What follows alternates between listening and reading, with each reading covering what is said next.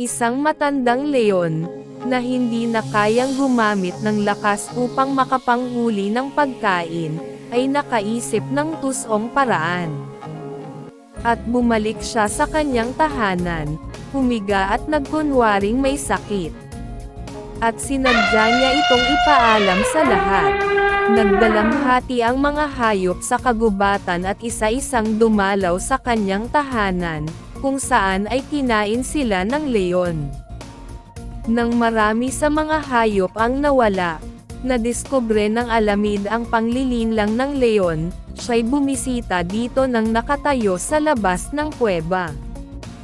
At sa may hindi kalayuan, kinumusta ng alamid ang leon. "Bahagyang mabuti na ang aking pakiramdam," sagot ng leon. "Ngunit bakit ikaw ay nakatayo sa malayo?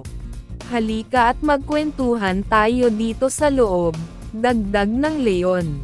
"Salamat. Ngunit hindi na," sagot ng alamid. "Napansin ko na marami ang bakas ng paa na papasok sa inyong kuweba. Ngunit wala akong nakitang papalabas.